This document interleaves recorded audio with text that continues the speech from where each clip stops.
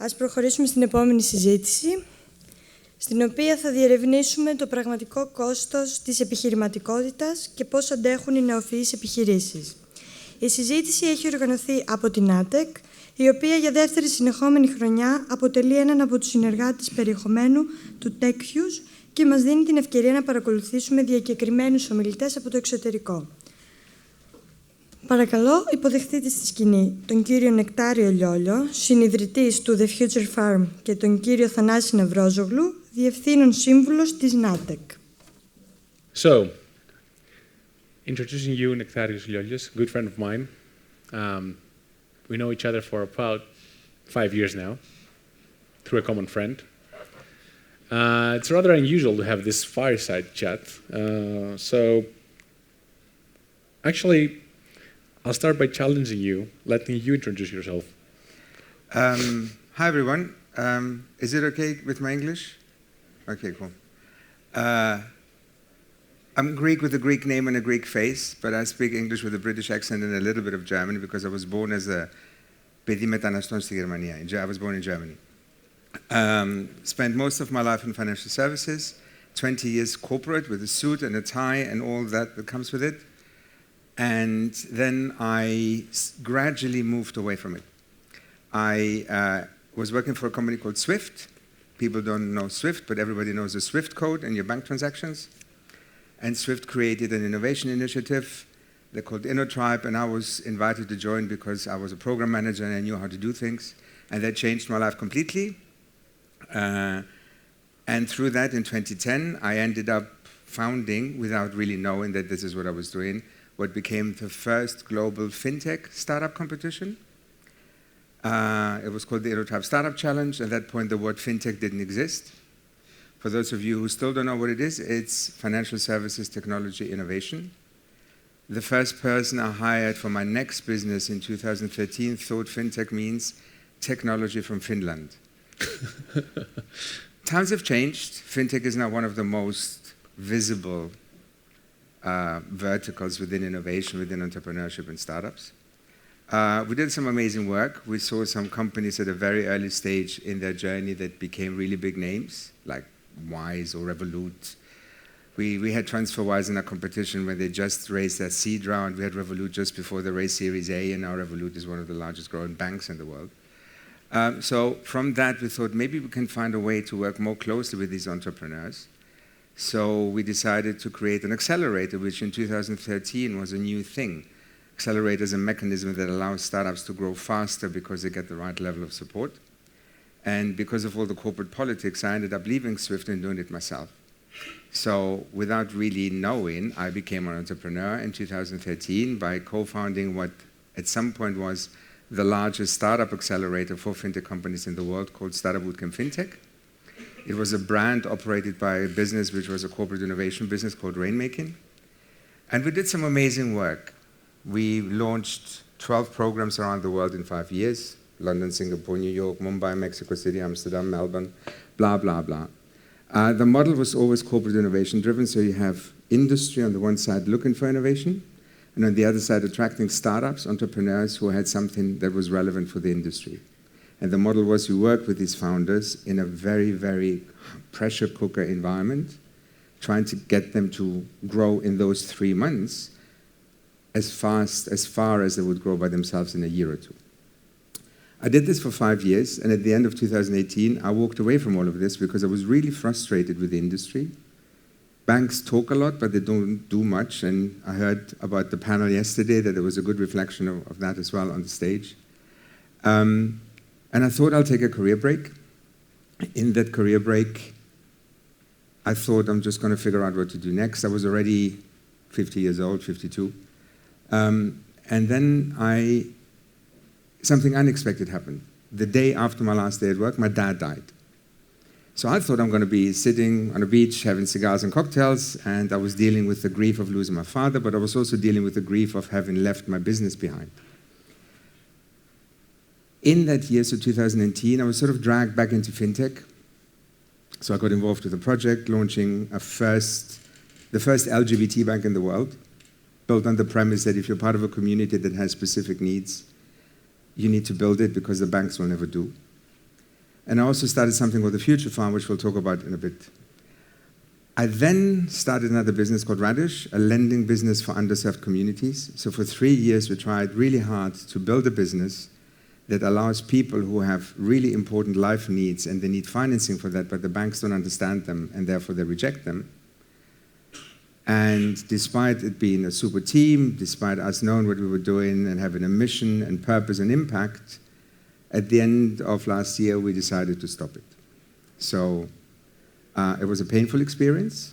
It was everything in the startup roller coaster that people think and talk about.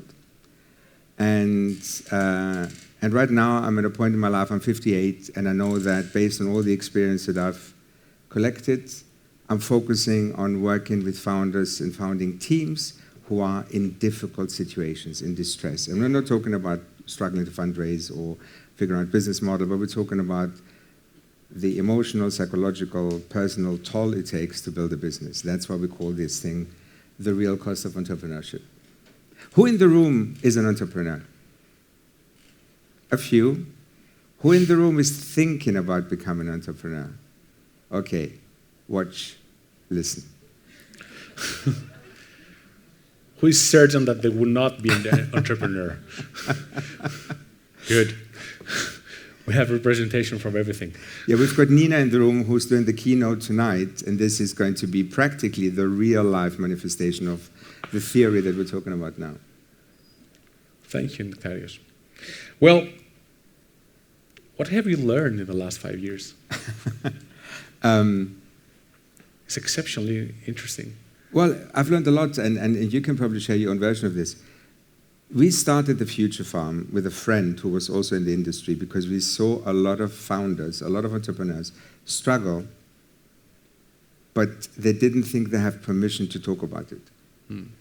If you follow the narrative of entrepreneurship, everybody will tell you the stuff you read in Sifted, in TechCrunch, in all the big publications, the Silicon Valley, shiny lights, everything is amazing, this company raised millions, people get rich.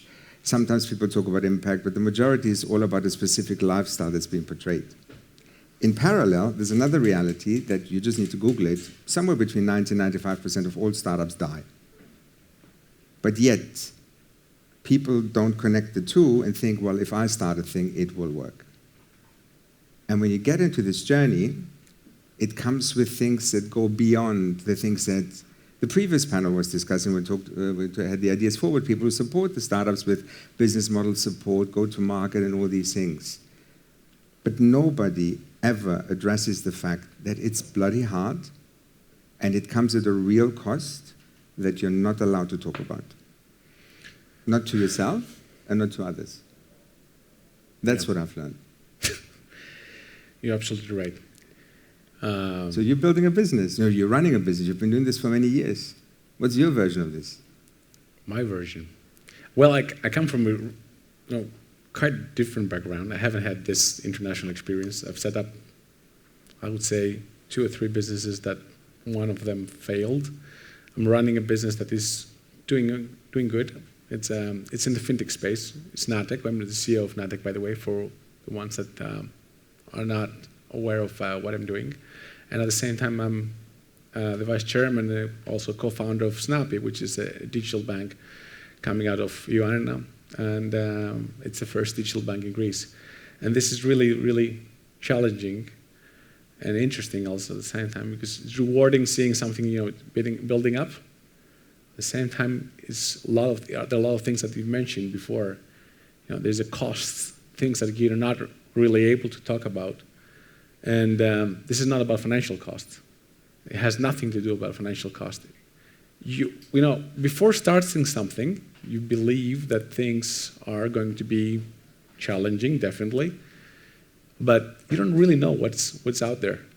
We were talking when we were launching Snap. It was about to decide or to agree with, let's say, with Piraeus on doing this joint venture, and you were telling me then, because we were over the phone, and you were saying, well, you don't really know what's going to happen. I never could understand that, could have understood that, unless I've been in this real situation. You have to go through some really tough moments. You have to separate your personal life, through your business life. Sometimes those things are not separate. You're getting emotional from one thing versus the other. You cannot distinguish which moment is right to do whatever. And suddenly you have pressure from everywhere. And this is the most difficult thing. Let's put some color around this, right? The general population, about 25 to 33% will have a mental health challenge in their lifetime, right? 75% in the entrepreneurial world, right? It's a huge difference. And when we talk about mental health challenges, it can be anything. But very, very basic numbers. You're twice more likely to have depression or anxiety as a business builder. You're twice more likely to experience suicidal ideation as a business builder. You're 3 times more likely to experience substance abuse as a business builder. And that was, by the way, that was my first eye-opening moment, because in my first year in the accelerator, we found out that one of the teams was doing lines of cocaine every Friday night in the bathrooms. And I thought that's because they were going out. But no, this was the highest performing team in the cohort. And when it came to my attention, I thought, why are they doing this? And then I realized that was the way they were keeping their energy levels up. And then they were taking drugs to relax, and it was this unhealthy cycle. So 3 times more likely than the general population, which, let's face it, is not particularly shy about drugs either. So there's a real reality around this, right? The other facet of what Thanasis is describing is when we talk about the things that you experience, it's questions around identity. The identity merges. I really struggled when my last business finished, because I was the business and the business was me, and then you have to practically find who you are again, right? Loneliness. The number of people, the number of founders who talk about, I have nobody to talk to, right? And that loneliness is not something that happens overnight, but there is something really interesting, and again, I'll refer a little bit to research if that's okay. So by the way, we started this in 2019, and there was just one global study available. That was it. In all the world, one study on the interplay between mental health and entrepreneurship. And that was the numbers that I shared with you. Since then, there's a couple more, and there's a researcher in King's College who told us that the things that they've found is that normal people, and I'm saying normal people in contrast to entrepreneurs. We're abnormal. We're totally abnormal. We generate most economic value, but we're definitely abnormal. But let's set that aside. Normal people have a balance between fulfillment and stress, right? If you're stressed at work, in life, your fulfillment goes down, your happiness goes down. If your happiness is up, your stress is down. Entrepreneurs have a unique ability to be supremely stressed and fulfilled at the same time, because there's this thing that drives us that is really difficult to define, but it generates this fulfillment engine. You're doing this for a reason. I need to prove my dad that I'm worth something. I need to prove my boss that I left it. Whatever it is, everybody's got their own thing, but it's there. But the stress that is also there never drops, because that's just the challenges of the business. And the interesting thing in this research, her name is Ute Stefan, she was saying that this is not sustainable, because ultimately stress is a killer. And this is where you get people time and time again burning out, experiencing health manifestations, experiencing a whole raft of things that tell them you have to stop. And most of the time, it's not their own choice. And if it's okay, I'll also give a couple of examples of the things that we've seen. So what we've done with the Future Fund, by the way, is just raising awareness. So we decided we need to talk about this, and we need to talk to everyone about this. We need to give people who have had the experience a platform to share the story, but we also need to talk to the people who are part of the problem. And guess what? That's the most difficult bit, because they will never acknowledge that. And the people who are part of the problem are incubators, accelerators, universities, and also VCs. VCs are beautiful people. I have lots of opinions about VCs. They are a huge problem, but they will never, of course, talk about it, because in the Silicon Valley world, they're the gods because they have the money. But reality is that the majority of people in that world don't care. But let's talk a little bit more about the examples that we've learned over the 5 years, to your question, right? And because I do this a lot. I talk in small communities and talk in front of small founder networks. Every time I have this conversation and the talk, somebody will come up to me and tell me a story, and every single story is hair-raising, right? I was having dinner yesterday, and I was sharing a few of these stories to a founder, and it's shocking. And let me give you just a few examples to position this, right? There was a woman in Kuala Lumpur who built a successful business. She is probably in her late 40s. She's got 6 kids, and she told me in that session, she actually was the host of the session. She came on stage afterwards and said, now that Nektarios has created a safe environment, I would like to share something. And she said that 3 weeks before that session, she was in hospital with a minor stroke that was caused by stress. And I know her. And I went up to her and said, what the F? Why did you let this happen? And she was quite casual about it. She said, well, it wasn't too bad, but ultimately, it's probably all linked to my co-founder dying last year. And you go, how can you just throw these things into conversation? These are all big life events, right? We had a woman in Money 2020 in Vegas who shared in a room full of 80 other women founders that at the age of 32, 33, the stress of building and running the business caused menopause to kick in earlier. So these are not minor things. These are things that are irreversible, right? People who completely burn out, people who struggle to actually get back on their feet, right? And it's not just people who are in the business. The other thing that's fascinating is exited founders. People who've been in the big publications with $200-300 million in their pocket going, I'm spiraling, I cannot find purpose, I cannot find my new direction, and it has physical manifestations, has psychological manifestations. Usually the first things to go is relationships, friendships, family, personal relationships, divorce. It's all part of the bucket. So I'm painting a really beautiful picture here, but the idea is I want to scare you a little bit as well. But also make sure that we talk about this, because this is really the reality. Sorry, I hijacked the conversation. No, it's fine. It's absolutely fine. Actually, you're talking about things that really touch my inner soul. Do you want to say anything? Well, there are also some, really good moments within entrepreneurship. But this is not about that.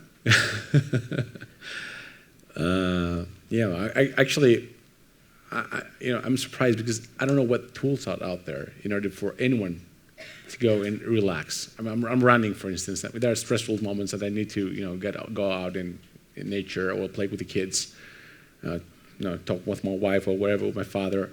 People were close to me, but you're absolutely right. It feels lonely.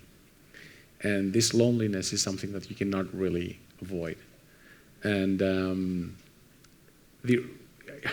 after a point, you don't really understand whether this is something permanent or temporary. And for me, the most challenging part throughout the day is it going to end? And I don't know. I really don't know. Well, you've been doing this for a few years now, right? You've been doing this for a long time. I think let's pick up on a couple of things you said, because you already put in the room that you actually have a support network. You've got family you can rely on, you've got your partner, and you also have found an outlet, which is your physical exercise. So one of the things we've heard from many people is physical activity helps. Now, the interesting thing is none of this will happen until you first start to actually introspect, right? I don't know if anybody here has grown up with 1990s rap music, but the great philosopher Ice Cube, check yourself before you wreck yourself, right? So there is something about if you don't figure out what's going on, you don't have a way forward. You need to start listening to your body. What are the signals that your body is sending you that you choose to ignore? Once you have that, you can then start doing things that are what works for you. There's no magic pill. The great thing is you talk to entrepreneurs and you go, okay, what can I do to fix this quickly? And reality is you don't. You can't. There's no pill for this, right? Physical exercise, mindfulness, meditation, yoga, talking to people, therapy. There's a whole raft of different things that help, but it's very individual. The nice thing about entrepreneurs is you tell people physical exercise is good, and people go, I've signed up for a marathon. Goes, no. You go for a 2-minute walk. And the next day you go for a 3-minute walk. So the other thing is really small steps. Because this path to recovery is as long as the path that took you there. And this is very often a long and painful path. So sorry. No, you're absolutely right. But, the longer you walk, the longer you exercise, or the longer you spend some time with yourself, so you become more lonely, there's always a question. Am I doing the right thing? Am I the right person to do that thing? So, tell us more about your imposter syndrome. It's always a question, isn't it? Yeah. How do you deal with that? This came through earlier as well, by the way, in the previous panel. Everybody has an element of imposter syndrome, right? Yeah. I always feel I'm the least qualified person in the room when I talk about stuff. I know that female founders have this very often because it's socialized in that way. So imposter syndrome, the key thing about all of this is sharing is paramount. The majority, so if there were 3 things I would like the audience to take away from this subject, is the one is self-inspection. Figure out how you can figure out what's going on. The second one is the small steps. The last one is sharing. Sharing, talking to other people in a safe environment where you can be open also helps with getting more confidence in I'm actually doing something right because everybody else is in the same boat. There's not a single founder who's not struggling. There's a majority of people just pretend they're not. As a founder, as a CEO, as an executive member, part of it has to do with lead, inspire other people. So as I said, you feel this pressure that you have to perform, you have to do things that are actually inspiring others, and you're not allowed to, as I said, talk about things, because otherwise, the people that you're working with, probably they will feel the same drainage of energy of inevitable things will happen and so on. So this is really difficult, and there's a big question. So. How do you deal with that? By the way, we've completely run out of time. We're overrunning now, but I see you all looking at us and quite engaged, so we just keep going.